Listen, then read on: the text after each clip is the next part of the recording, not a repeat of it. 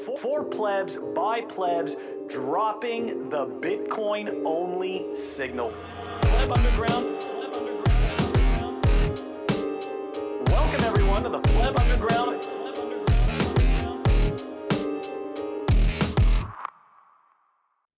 Welcome back to Pleb Underground. Be wary of yield. Does it truly compound? If keys you don't wield, those coins yours are not. Stop playing with futures. Just keep buying spot. That's Bitcoin only. Everything else is a security. When did you last level up your security? Do you use custodians? Do you have confessions? Learn more about self-custody from us and BTC Sessions. That's right. Welcome back, everyone. We've got a very special guest. Most likely, if you had to go look for a tutorial or to figure out how to do something that has to do with hardware wallets or lightning nodes or pretty much almost anything Bitcoin, you have found BTC Sessions. What? Signing device. You and the signing device. All right, you and the signing device. Anyways, if you were looking for any of this online, you most likely found on YouTube BTC Sessions. Man, thank you so much for joining us. You make awesome content, and obviously we really appreciate having you on the show. Gentlemen, I'm super happy to be here. It's been I feel like it's been a long time coming, so I'm stoked to join Pleb Underground.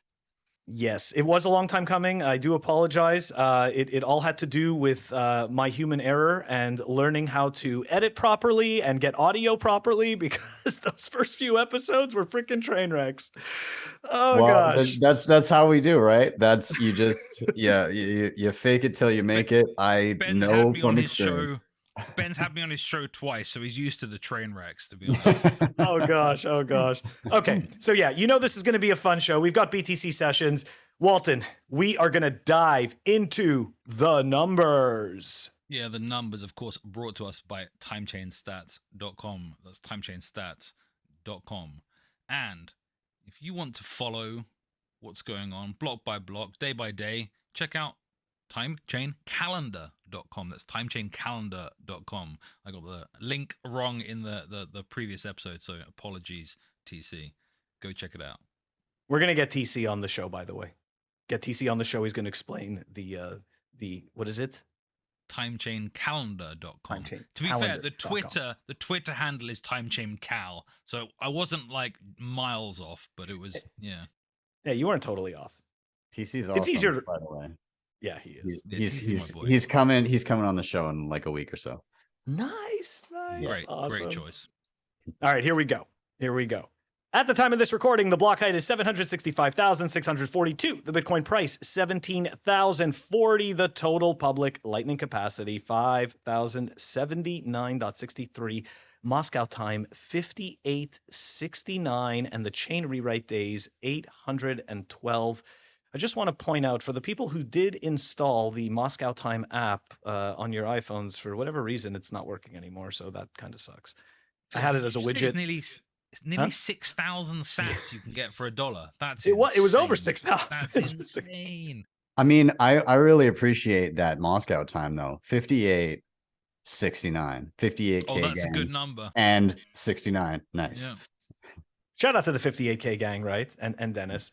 Okay, so look. Oh, sorry. I was just going to say, you don't miss your water until your well runs dry, right? 58K gang, please come back. Yeah, right? Everybody was hating on them. Everybody was hating on them. Appreciate it much. People didn't appreciate 58K, and that's why we have this. Yeah. Mm-hmm. See? There you go. Now we want them back. All right. Let's take a look at some we're going to take a look at some fun stuff here for the numbers. 58K equals 58K. I'm going to leave that in. Just so everyone can make fun of it. I love it. I wish we could make these corner things bigger. Anyways, whatever. Can I? Show grid? No, this is the max we can do with this. Okay, anyways, here we go. Just a little bigger. Okay. And 3, 2, 1. All right, got some lighthearted stuff for the numbers this week. You know, it's the end of the week, pretty tough week. I think, for a lot of people. So you know what? Why not? Let's do something lighthearted. Really enjoyed this meme at Meming Bitcoin. I don't know if you're the original poster of it. If you are, awesome. If you're not, shout out to the original poster. But here we go. How Bitcoin works. Users incentivized to keep Bitcoin the same. Miners incentivized to keep Bitcoin the same. Developers incentivized to keep Bitcoin the same. Yes, I think that that's very important. And I think that that brings into the conversation the fact that a lot of shitcoiners seem to have this ridiculous narrative that that Bitcoiners aren't competing against each other, right? And that Bitcoiners are all in this kumbaya kind of maxi camp, not realizing that that's not what's happening at all. Not to mention the fact that if you paid attention to any RBF conversation, you'd see that that's totally not the case, and that everybody is at war. But yeah, I think that brings up the point that the miners are all incentivized to work against each other, not necessarily with each other. And yeah, what are your? We're going to start off with BTC Sessions, man. What are your thoughts on that meme? I love it. We're not rating it. I mean, but I think it perfectly encapsulates, again, the fallacy of that thought that you hear a lot of shit corners. They'll say, "Oh, maxis are such assholes to everybody." Blah blah blah. Yeah, we're assholes to each other too. Like it's more like a we refuse to put things to lay it on softly. Like we want to get to the point, get to the truth of the matter, and sometimes that requires a little bit of argument, right? And so you're just trying to cut through the bullshit and figure out like what's the truth at the center of this, and you can't sugarcoat it with bullshit in the midst of it. So yeah, I love it. Oh, you're absolutely right. Walton, thoughts on the meme? It's all right. It's not better than that, huh? It doesn't make you think of anything else. I mean, it's no Yellow's watermelon meme, is it? No, it's definitely not Yellow's watermelon meme. This is entirely accurate. This is entirely accurate. I just thought it was relevant for the type of mood this week on Bitcoin Twitter. Anyways, all right. We are going to move on to a very cool graphic that I saw on. Actually, this is from Documenting Bitcoin. And again, I don't know if he made the original. No, he didn't. It was from Coinmetrics. But he's the one that posted it. So we're going to take a look at it. Here we go. Okay, let's check out this meme. The data is from Coinmetrics. Okay, I don't know if at what is that? At Taken's Theorem. I don't know if they're the ones that actually are the original poster. But anyways, take a look. Documenting BTC posted this. So this is pretty interesting. This is the Bitcoin price, but in a spiral graph. And take a look. It's really cool. Immediately I thought of like the core of a wood tree, like something like that, as opposed to a plastic tree. That's interesting. I'm trying to. Or a Merkle tree. The circles, yeah, thank you, or a Merkle tree. But take a look. Like you'll notice how the centers, it just keeps going. It just keeps going out and out and out. And essentially, for me, that just equals kind of a visual of Bitcoin swallowing up all of the value. It's like an inverse black hole. It's instead of sucking things in, it's just growing and I watched this thing like 3 times. I have to admit, like I watched it 3 times because I was like, okay, this is cool. Like I like that they did this. I'm pretty sure it was something like I can't think what the guy's called. Is it like National Root or something? There's a carrot, I don't know, has released something like this before. Maybe not with the animation, but certainly the spiral of it. But I actually think it's more like something achieving like escape velocity. Like if escape velocity, exactly. If you're taking off from a planet or something, you're trying to kind of go, but of course. The gravity means you accelerate, and so you kind of go in an outward spiral. And so, yeah, something like this, a choppy like escape from some terrible planet, a last chance at life for humanity. So it would be really cool to see that spiral, like keep that graphic going for like another few decades, and see the point where it just goes completely off and straight. Isn't that crazy though? So look at all these ideas that we're getting out of it, right? Like, to Walton's point, and then I also don't know like if it's possible for it to actually do that though, because of course the circular motion is the time moving on, so that can't happen on this Right. graphic. Right. But I know what you mean. At some point, well, at some point, I know what you mean. The price will go up. At some point, it won't seem to have this like gravity effect. It'll be kind of just continuously expanding in a wider and wider spiral. Yeah, its pathway will look straight because the circle is so large. Yeah, the what is it? The line is a dot to you or something like that. Yes. Yeah. We're getting all philosophical about this. This is fantastic. But yeah, I mean, look, that was a really cool graph, and we've got all these viewpoints, but at the end of the day, all we see is Bitcoin swallowing it all up. And that's exactly what that graph is. Anyways, Walton, do you have anything Phil, for if you've got a graph and you've got lines, it's not our fault if we go off on tangents. Right?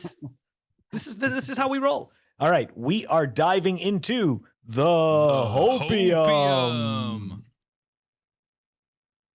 The Hopium is brought to you by Represent Ltd. Check them out, representltd.com. They make awesome quality threads for Bitcoiners. Buy an actual Bitcoiner. I'm wearing this is the Maximov shirt from Represent. Check it out. Very nice quality, very nice graphics. And you can get a 10% off code if you use pleb-underground. Check them out. Phil, Represent. What's up? I believe unlike some of the things you find on Bitcoin Twitter, none of Represent's threads will bore you. Very nice. Very nice. So yeah, check them out. representltd.com, and you can get that 10% off coupon, pleb-underground. All right, guys, for the Hopium this week, found this awesome thread from TXMC or at TXMCtrades. And you know what? At first, it kind of seems a little, it kind of seems like maybe this is depressing. But if you're a Bitcoiner, this is bullish. Anyways, let's dive into it. It's funny how we take this depressing stuff and we make it bullish. All right, here we go. 3, 2, 1. Since the 1700s, U.S. debt to GDP has been broad 60 to 80 year cycles, recovery aided each time with real growth and rising population. Now, atop a new debt apex in the wake of pandemic-era wartime finance, population growth is slowing as debt GDP rises. Demographics are a net drag. That's right. Population controls kicking in, all of these terrible individualistic narratives that make us all decide to trade up life for plastic toys and ridiculousness. It's all catching up, all the chemicals and the food and everything and all the problems that everybody has. Anyways, all right, moving on. Eventually, society's embedded growth obligation will intersect with an aging species multiplying less quickly. As that point nears, the need for innovation to provide abundance becomes more key. U.S. population 1998-2021 by age with the labor participation. And here we're just going to make that a little bit bigger so that everybody can see. And what's happening is, in case you can't tell, the age is going up and the labor participation is not. Okay? It's pretty much flat. Anyways, I will proceed. So here we go. The West likely needs a new era of financial repression to fix the broken debt to GDP fraction. They'll need to create GDP growth that outpaces debt costs. Demographics cannot offer support. Where does growth come from? Two choices: innovation or print the difference, which currently right now we're seeing what printing the difference causes. 2022 is a mix of the 1940s, high inflation and debt, and the 1970s, high inflation plus rates and energy shortage. In the 1940s, the Fed held rates down, the economy grew, and debt GDP fell. In the 70s, the Fed used rates to crush inflation. 2022 kind of needs both. And indeed, you can see here from that graph, here's the consumer price, the short-term interest rates, and the CPI. So like we've been saying, Bitcoiners have been warning, all of this is coming to a head. You know, like I get that everybody thinks that this isn't going to happen tomorrow. Indeed, it's not, but it is happening. We are in the happening. Anyways, Right. people talk about it's that Austin Powers meme where like he's going backwards and forwards stuck in a tunnel, and it's basically print or don't print, and you're driving inflation or driving recession, and there's nowhere to go. It's the Evergrande boat in the canal. Like, yeah, it's getting worse. Ben, you have any thoughts before I move on? I mean, it's almost as if all the people that I chat with regularly on Twitter totally saw this coming. like it's one of those things where you see it happen. You finally like see the indication that it's happening, and you're like, oh, I'm unsurprised, but it's also astounding to see it finally play out in front of your eyes. So yeah. You ever see that film Minority Report, where there's these kind of creatures predicting crimes that are going to happen in the future, and then enabling the law enforcement to kind of defeat them before they happen? I think Bitcoiners are almost like that with world events, right? They predict what's going to happen because they look at incentives, and this is all about incentives. Like if you incentivize a significant proportion of your population to not work by having social security benefits, etc., what a surprise that then you haven't got the workforce that you need for an aging population. No, this is exactly right. Absolutely right. 1940 style policy is not on the menu yet. The Fed is still trying to convince the market of its control. Until their hollow inflation war is soundly repudiated, as I suspect it will, the task of monetizing our future solvency will be postponed in lieu of jawbone policy. So I mean, like, look, it's very fancy language for saying that they're just going to continue to kick the can down the road and try to continue to print this crap and pretend like it's not a problem. You know, I mean, 2 years ago, we saw all these proponents of MMT coming out, which it makes no sense, right? How inflation is good. The money printing is healthy. Anyways, it's just nonsense. All right, so here we go. As we've explored, there are significant differences between today's economy and Jerome Powell's dream of reliving the Volcker era. They center around debt and demographics. They are short-term troublesome and long-term unavoidable. There are a few reasons why Powell's imitation of Volcker is destined for disaster, largely due to debt and demographics. For starters, every sector of public debt plus private is at a higher level than it was in the 1970s. Public debt was 30% of GDP in the 1970s. Now it's 4 times that size. So do the math. So, I mean, that's absolutely brutal. I mean, obviously this was coming. Like when you have a system in which you're rewarded based on the amount of time that you give up in a job, right? That's typically how people's wages work. An hour of time works is worth a set wage.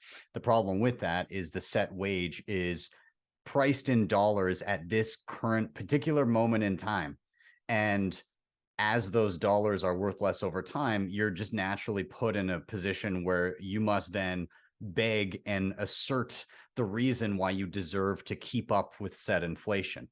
On top of that, your productivity in turn is basically gobbled up by the companies you work for, rightfully. Like, I mean, their incentive is to make as much profit as possible, and they have the bargaining chip on their side because the currency is inflationary. They can up their prices easily, but they're not going to intentionally up your wage. They're going to make you argue with it.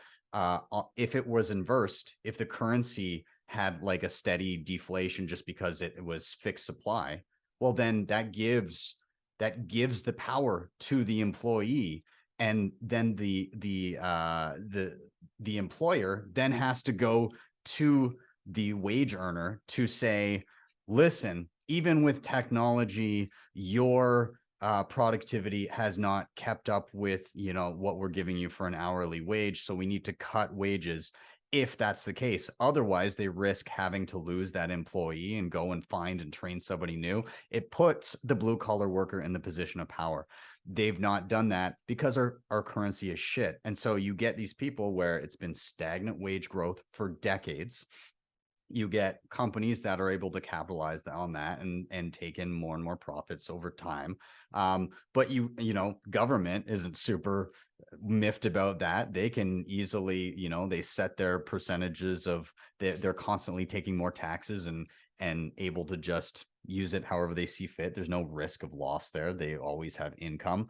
And with that, everybody feels the pinch. They can't get by day to day. Of course, there's population stagnation and a shrinking younger working population because none of them want to have fucking kids because nobody can afford kids. So the inflation has caused this hollowing out of the middle class and has resulted in a middle class then that doesn't want to have children because they can't afford them. No wonder you don't have workers to support your aging workers that are retiring and suckling at the government teat. It's a self-fulfilling prophecy at this point. Absolute fire, and you're absolutely right. And you know, the whole time you're explaining that, all I could think about is this trick that has been pulled. I call it like, it's kind of like this corporatization, where essentially we've been brainwashed to believe that if we do the right thing for the corporation, then it is ultimately the good thing to do. And it's this complete negation of the worker, of you as an individual contributing. Like it doesn't matter because you're just replaceable and we're going to get somebody else. And that's it. And they're going to fit that cog in the wheel. So what you need to always do is remember that the business has to survive at all costs. And this kind of strange behavior has made it so that like we can be absolutely horrendous to each other in business and in corporations and really, like, because it's all at the right. You got to do what's right by the shareholders. You got to do what's right for the company. And because the money is crap, which you've alluded to multiple times, right? Because the money is absolute garbage. It forces all of these companies to make these terrible decisions in the quest for higher and higher profits at the cost of quality, at the cost of livelihood, at the cost of health. Like it's absolutely brutal. Walton, before I wrap this up, do you have any do you have a comment quick? Yeah, I think it all comes down to time. Like, time is being robbed from people. They don't have the time and the energy to build relationships. They don't then have the support that many in former generations had in the home. Like, you don't have this solid base on which a strong society and a strong economy is built, right? Which is the family. I think there was I think something said at some point women left the home to go to work, but that wasn't kind of the breakdown in this family as a base. It was actually when men went to work. It used to be, and there's a good chart, you can find it somewhere. Maybe I'll find it, put it in the show notes. The showing the percentage of families engaged in different types of business, and in the United States from like early 1800s, something like 90% of families were the whole family engaged in this engaged in business, things like farming or whatever it was, but that family trades that were being built and developed, and kind of the family as a corporation, rather than, we're gonna sell all of our time to some external corporation and try and claw bits back. No, value your time. Try and if you're going to sell it to other people, try and sell it in small, discrete amounts for as much as you can. Don't sell your life and try and buy it back. Yeah, I think that's a very important point, right? At the end of the day, time is really the most scarce asset, and we really can't produce any more of that. Mm-hmm. So here, let me just wrap it up here with one last tweet from TXMC. So just to wrap up his tweet thread, I believe we'll see several years of financial repression starting in this decade, but not until the Fed is forced to acknowledge the impending debt spiral, a spiral that will inevitably dissolve the central bank's autonomy, just as in the 1940s. So look, although this hopium sounds grim, for those of us that have read The Creature from Jekyll Island, you know that the Federal Reserve has already blown up 4 other times in history. Okay, this is the 5th iteration of the Fed. It has run its course. Okay, it's just more of the same old, tricks, right? Oh, well, we know what we did wrong, so we're gonna fix it this time. This is why we need Bitcoin. Okay, this is exactly why we need Bitcoin. And the problem is this: what we were just reading through.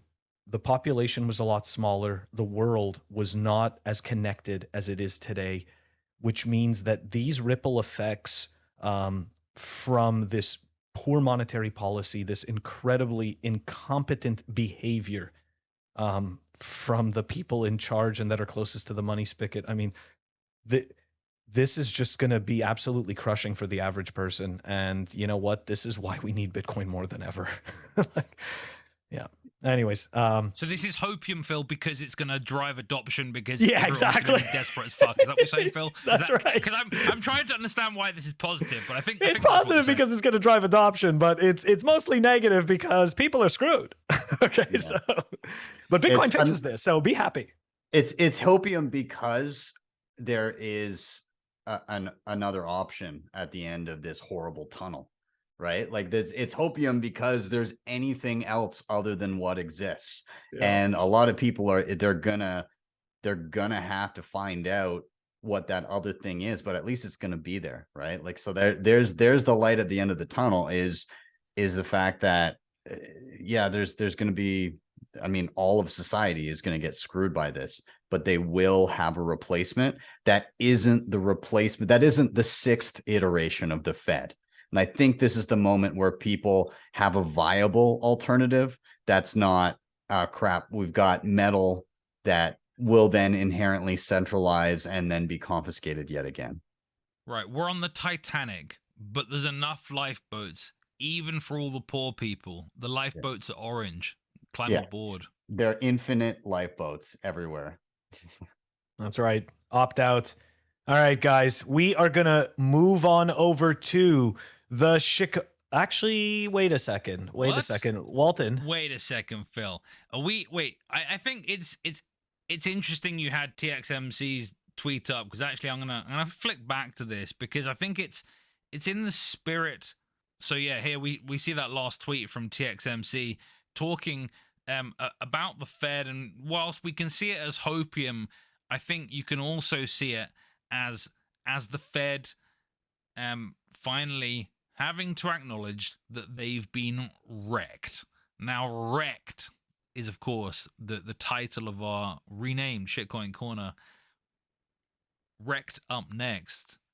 Sponsored by CryptoCloaks.com. CryptoCloaks.com, Phil, produce some of the finest Bitcoin goodies.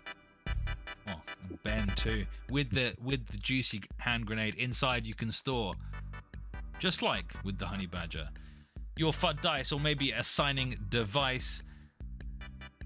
Very secret. Here you have the Hodlonaut helmet. Defending BTC.com is where you can join the fight against evil. Or you can simply buy one of the helmets over at CryptoCloaks.com. Or if you're in Europe or the UK, CryptoCloaks.eu. And don't forget the 5% off coupon, CryptoCloaks. Just use code PlebUnderground. That's right, guys. So the new segment is called REKT. We've converted from Shitcoin Corner. It's just not Shitcoin Corner is too. Even though I love the right? It's too niche, and really it just needs to be REKT. So let's just call it what it is. It's very concise. I enjoy it. Yeah, me too. All right, so Walton, what do you have today for REKT? I mean, it's been a weird week, right? Like I'm gonna show you my first one, and I had to check the calendar. Here's a tweet. It's actually my own tweet here. Apologies. But I had to check the calendar because I'm thinking it must be April Fool's, right? But it's November. What? I'm very confused. So Lop, I had to say that at Lop, this is a joke, right? Lop, okay, yeah, there was this grin thing, right, a few years ago, but like he's been one of the most respectable characters in Bitcoin. Maybe Dieter doesn't like him, but you know, anyway, like I think he's been one of the best educators other than BTC Sessions. Lop.net was an absolute favorite of mine to send people to. But what did CASA do this week? They decide they're going to be fucking shitcoiners. And it's really disappointing because I think CASA is one of these services that enabled something that I thought was a huge step in terms of helping not so technical people have nicely secured Bitcoin, and that was with a seedless multisig. I think it really was a significant service that I think many people were using, and whilst the 13% might not be the only users, that they were certainly some of the most, I think, ardent supporters and marketers of this, because it was such an easy but secure service that they could recommend, and they could, well, you know, trust without truly trusting, you know, for onboarding and helping, you know, their friends and family to self-custody. How did you guys Ben, feel? you want to hit this first? Yeah, I mean, it's really a shame. I wonder what happened, because like people were bringing it up, all of the Lop tweets about like how broken Ethereum is, right? He's like, I tried to run a node and like went through the steps, the nightmare that it was trying to like do anything to be self-sovereign with Ethereum. And so it's clear that like he does have this, well, this is trash kind of outlook on Ethereum.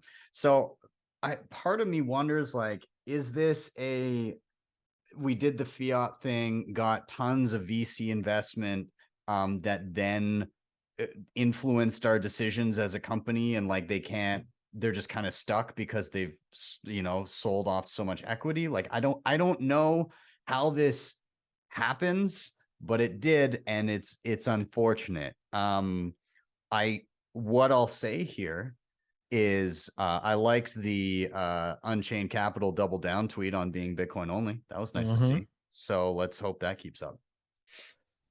I like that. I think your sentiment seems to mirror this meme that I saw, CASA seemingly choosing short-term fiat gains over their long-term reputation.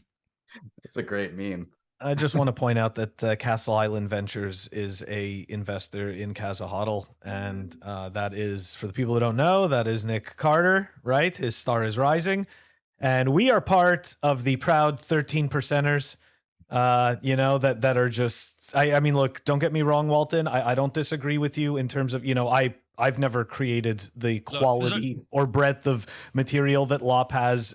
You know what I mean? Very few people in Bitcoin have. I totally agree with you. But at the same time, he doesn't deserve a pass. He shilled INX token. He shilled Grin.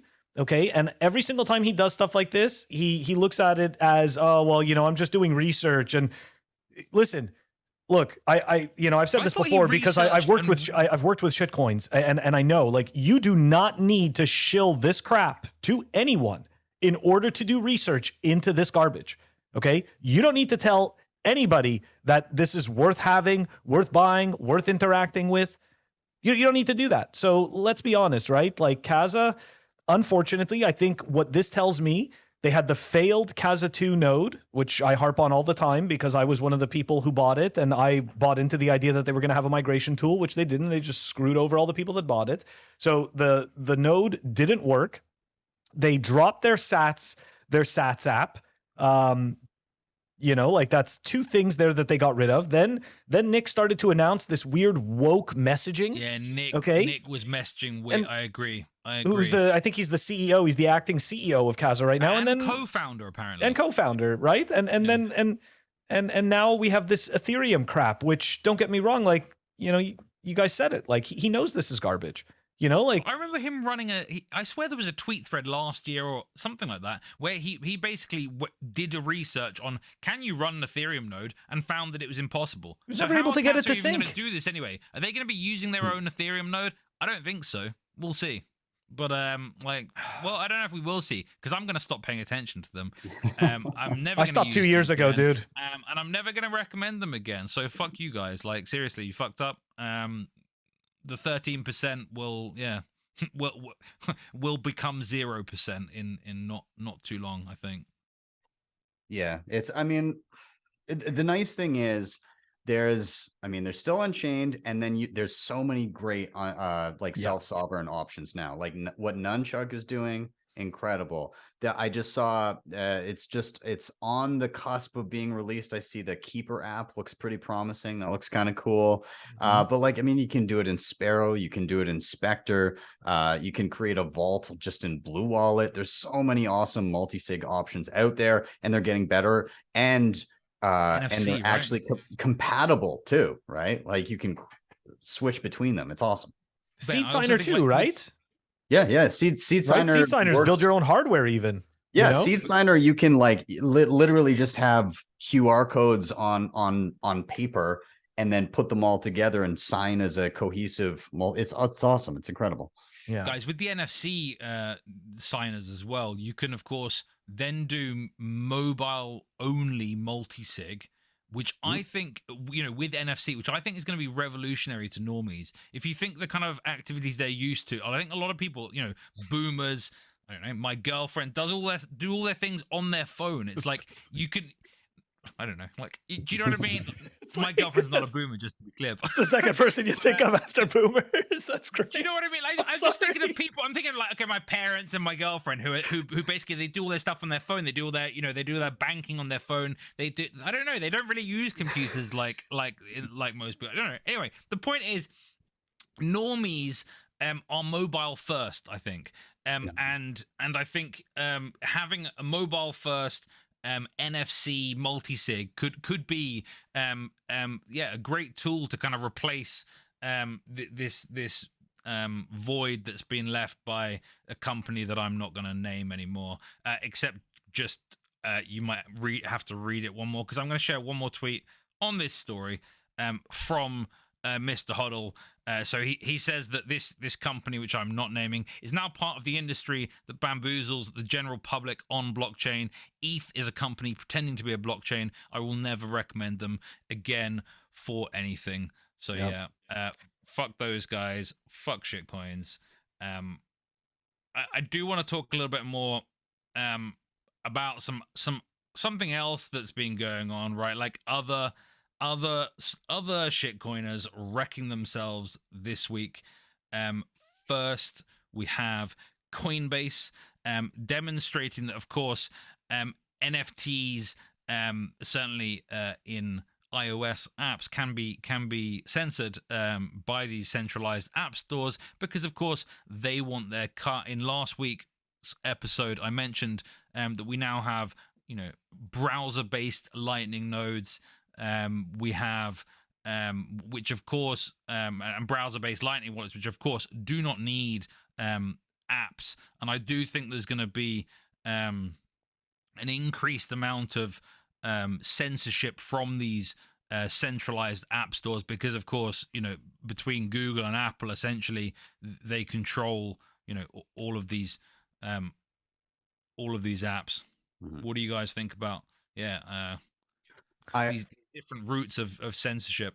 I worry that, and I don't know that they would do it, but I worry that this eventually applies to, they try to impose this on Bitcoin wallets, saying like, well, if there's some sort of a payment or something going through here, then we should get our 30% cut of that. So, which would be unenforceable, basically. But I worry that there's already been fuckery with Apple. Like, the reason I'm on Android was because they banned Bitcoin wallets in 2014. I was like, well, fuck this. And so I switched to Android, and they've literally lost a lifetime customer, because I'm like, well, I don't want to be subject to that.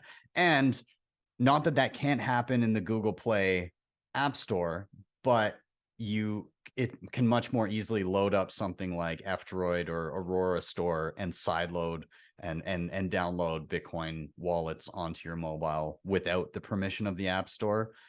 You can sideload, you can like jailbreak your iPhone and do stuff like that, but it's a little bit more of a pain in the ass. So yeah, I don't know if this worries you that it could come to Bitcoin wallets at some point, which I think everybody should at least consider. Just familiarize yourself with how to get an app on your phone without needing the App Store is all I'll say. Yeah, exactly. And then for the people, for the people with iPhones, just, learn to add stuff to your home screen. Yeah. Learn to add shortcuts to your home screen, and there you go. Now you have the app, right? Because at the end of the day, all you need is a really nice mobile site and a shortcut to it on your home screen. But to go back to your point, Ben, about the side loading. Sorry, I got to geek it out about this. Because this is something that I used to do in my previous life for testing apps, and it's actually really easy. Usually, all you need is the serial number. Like you just need there's like a unique ID for your phone, okay? And as long as you have that unique ID, you put it into, I believe it's a config file in the sideload app from Google from Android. And when you run the commands, it recognizes your phone and it essentially allows the side load. So for the geeks out there who appreciate that type of stuff, like that's usually what it is. But to go back to the original piece that Walton's talking about, look, yeah, NFTs. NFTs are garbage. I mean, who cares? Who cares that you can't send them? I mean, they're worthless anyways. This is comical. This is comical because all these people are sitting there touting about, I own my image. You don't own anything. Look at that. You just got blocked. You just got blocked by a third party. So They literally censored you from sending the snippet of code that represents the JPEG that you don't own. Exactly. It's comical.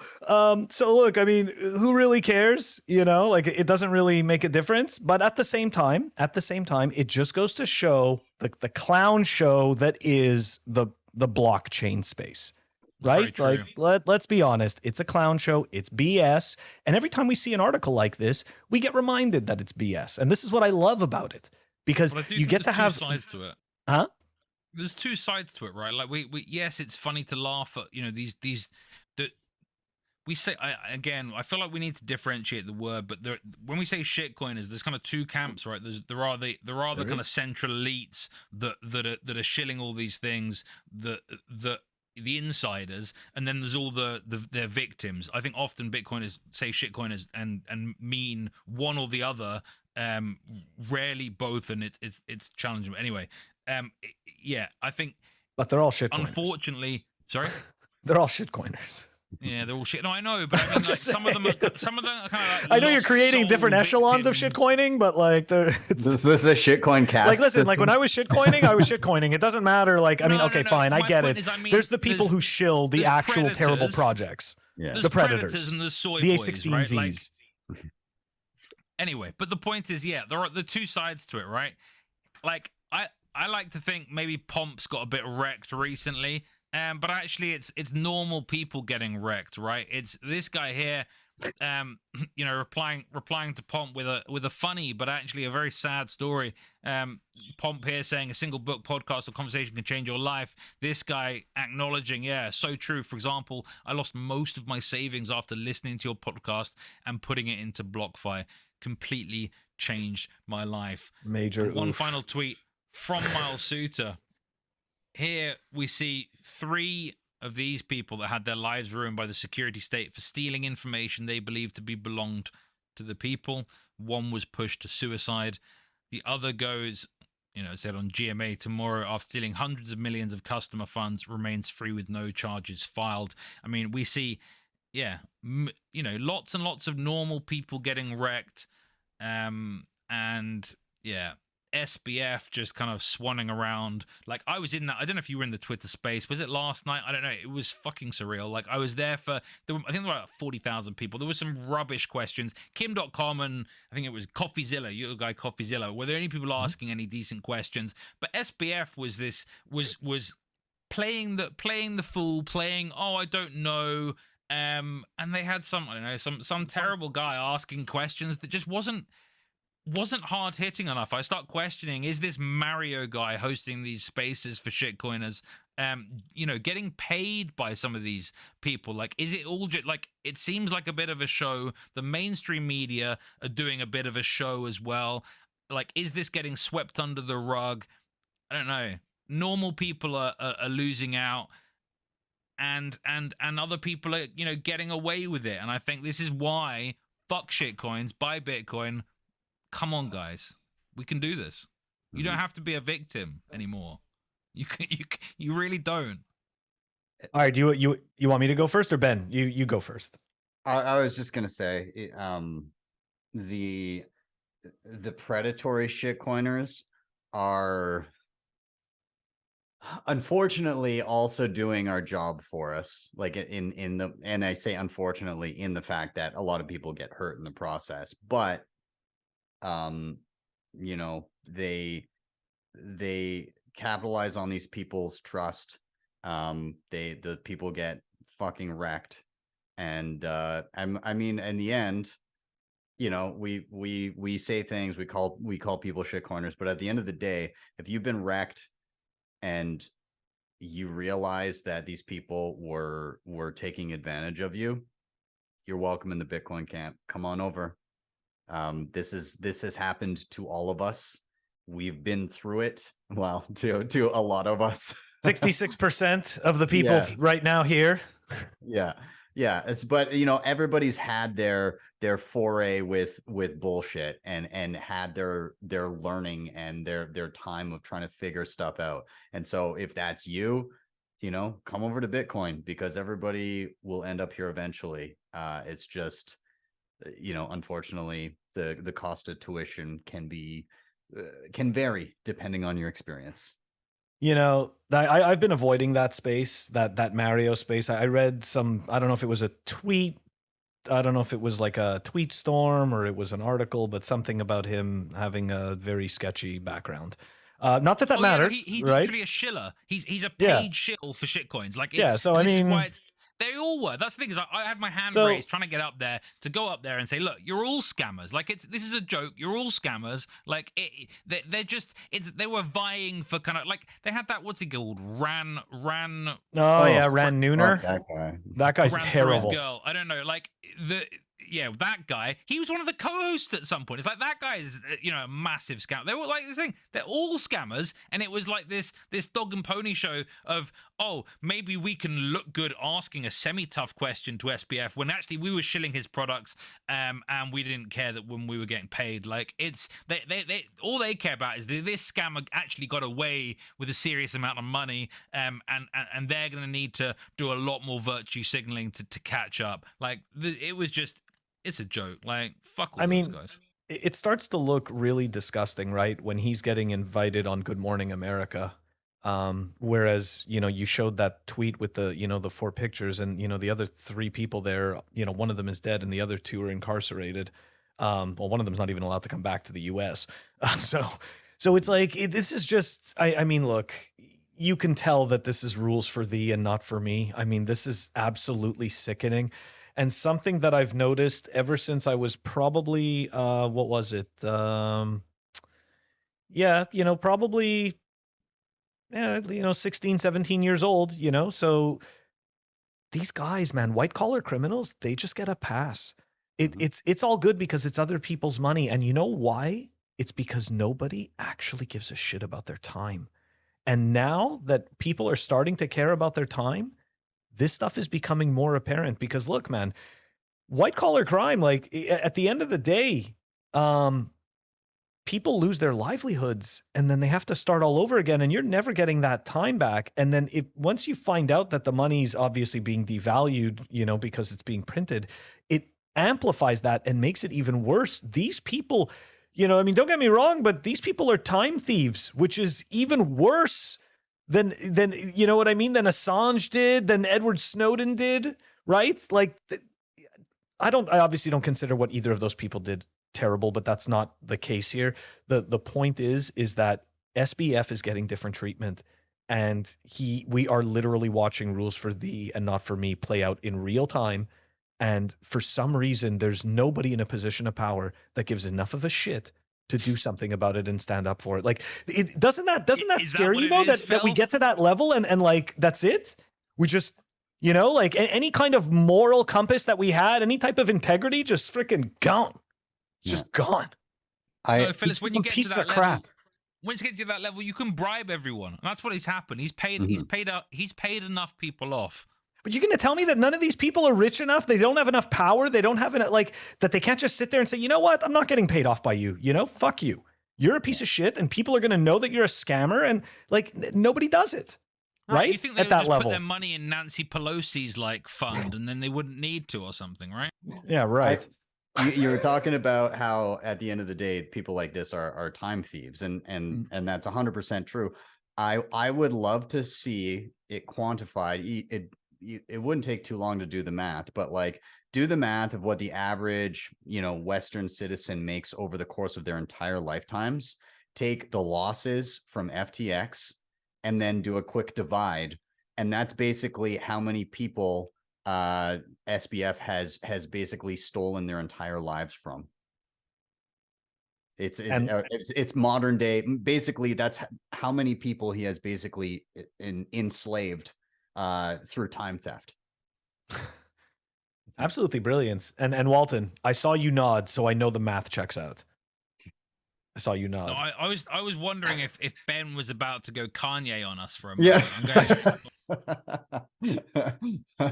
We got to stop dissing these predatory shit corners, everybody. They're okay. Yeah, they're totally went fine. wrong when Nick dyed his hair. Guys, Ben is the only person on Bitcoin Twitter allowed to dye his hair. None of you should be doing it. Thank you. We're gonna trademark this. Absolutely. I mean, look, when I first started on Bitcoin, you're one of the first people that I recognized, and to me, that is a trademark. So I see that, and I know that it's BTC Ben. Much to the chagrin of my wife, although she likes it now, but for the first little while, it did not play well. It's okay. Don't worry. I think my wife still hates my glasses, so don't feel bad. Hey, they Walton. want something to hate. They want something to hate, guys. So Walton, is there anything else on REKT? And what do you guys think about the new name, right? Tell us in the show notes. Do you like the new name? I think people like it better than, I know somebody made a comment that Shitcoin Corner wasn't catchy enough. So they kind of forced us into the Shitcoin Corner to come up with something else. So thank you. I think it was maybe Count of Bitcoin. I could be wrong. He's probably gonna be like, no, you got my name all wrong. You screwed up. But yeah. I love it. Can I it'll be a quick one, but can I do a last minute submit for REKT? Oh, please. By all means. Please. A guest Absolutely. REKT, perhaps. This is the first guest submit for REKT. All right. I have it here because I was just so happy about reading it earlier. Well, I'm not happy because it kind of fucks the Canadian people, but so the Bank of Canada, our version of the Fed, and this is by no means like I will say, don't trust politicians, but in some cases, politicians can perhaps be like a time buying mechanism to like give us a bit more time to build out Bitcoin infrastructure so it's more resistant to state attack until somebody shittier gets in. Nonetheless, we do have a guy up here in Canada, Pierre Poilievre, and he is a Bitcoiner, and he's basically in the next election, he will run against Justin Trudeau to be Prime Minister of Canada. So I'd say right now, there's maybe like a coin flip toss chance that we have a Bitcoiner as Prime Minister of Canada in the next couple of years here, which I'll take those odds. Especially, again, as in the context of a time buying mechanism. Nonetheless, some clips came out from a couple of years ago in 2020, and he was interviewing the governor of the Bank of Canada, Tiff Macklem. So the guy, basically your Jerome Powell, saying, listen, you guys, interest rates are at historic lows. You're printing a fuckload of money. All of this stuff is going on. If interest rates go up, like back to normal levels, you guys will technically be losing money. Like the central bank will be losing money because the interest that you'll be paying out on new on bonds will be more than what you're receiving and the value of all the shit that you just bought up, because they printed money to buy government bonds at terrible rates.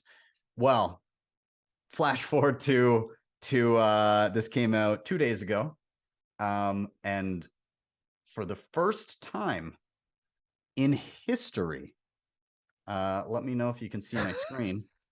The Bank of Canada, for the first time in all of history, lost money in the third quarter of this year.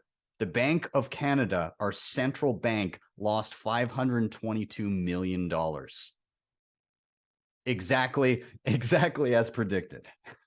Yeah, They literally print the money, and they lost. They literally, the people that print the money are losing money.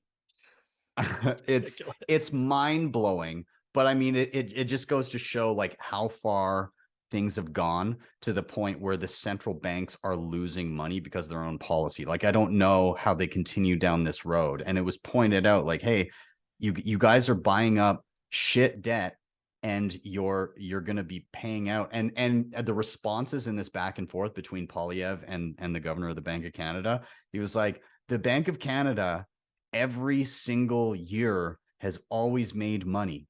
And that has never ever happened. He's like, and his Polyev's question back was, will that still be true if interest rates go up? And he just like sidestepped the question. Well, here it fucking is. First time in history, Bank of Canada loses money. Good riddance. Sweet Lord. Yeah. That is REKT, man. I mean, as you know, Ben, I'm originally from Montreal, so fellow Canadian, and I became disillusioned with our monetary system, and then obviously figured out that the U.S. is pretty much the same thing. And it's like but what's hilarious is that they actually lost the money. And the other piece to it is this, right? For those of us who have paid attention to Canadian news throughout our lives, that we just have this knack for some reason making these really stupid decisions. Like, I don't know if you remember, but our army bought like these 8 subs, like submarines, and like 3 of them sank on the way over. Like it's like, so we bought these old war subs, which I know has nothing to do with Bitcoin, but it just goes to show that the government makes these ridiculous decisions. The other thing that they made was the gun registry, right? We're talking over 20 years ago, okay? We're talking about a place that has almost no gun crime. Didn't have gun crime back then either. There was very little gun crime. $3 billion a year over 20 years ago. And who's registering their guns exactly? It's the hunters, not the criminals. It's the people who go hunting and the people who practice shooting and stuff like that. It's not the criminals. Like, It's just, we just make these stupid decisions, and I don't know why. So to be honest, this is beautiful to see this, like coming off the roost. So here's the caveat. Here's the problem with what I just showed you. That's unfortunate, because the Bank of Canada isn't the only one wrecked. You know who backstops that $522 million loss? Take a wild guess. The Fed. Taxpayers. The taxpayers. Of course. Taxes go up, right? It's all good. In Quebec, they're already paying like 18.6% every time you try to buy a shirt. Not only are we getting fucked by the Bank of Canada for the inflation, we're now having to bail them out for their losses. Unbelievable. No, that is pure REKT, dude. Right? Sorry, aren't they paper losses? Surely you've got like the bond yields are spiking, the values are going down, and so the assets like on their balance sheet are worth less, but they haven't made a loss. No. Or how does so you're absolutely right. It is paper losses, Walton. But the thing is that it doesn't matter, because it's the taxpayer that's going to absorb it. All they're going to do is say, listen, we lost this. We need to balance. We need fiscal, you know what I mean? We need fiscal solvency. They use all kinds of wonderful terms like that, where people sit there and think this is extremely important. We need to fix this. And then all they're going to do is raise the taxes. And every time you'll see, man, unemployment numbers are going to go through the roof. And they're going to be like, this is what we have to do to fix the mistake. Right? So the central bank makes the mistake, but we eat the crow. All these countries have their percentage of tax receipts that are getting paid. Percentage of the tax receipts that are used to pay the interest on sovereign debt is increasing for basically all countries, right? At what point, I don't understand, at what point do people just go fuck it? Like, if half mean, of your, it's something like that's what 50%. Bitcoin is, right?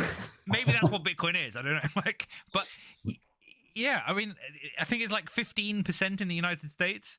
When it goes to like, 30, 40, 50% of the money you're paying to the government is just being used to pay the interest on their government credit cards. You're like, I don't see how this transition happens, I have to say. More bread, more circuses. We already had the virus which shall not be named 2 years ago, which became an incredible excuse for everybody to turn on the printers as fast and as hard as they can. Mm-hmm. What's next, right? We've got the ESG narratives. We've got all these invisible boogeymen that are making us all have to pay more taxes, and everybody needs to minimize how much they're moving, how much they're eating, how much energy they're using, how much we're breathing. We just shouldn't even be alive anymore. Just save the earth. And taxes, like fuck tax. Look, it's ridiculous.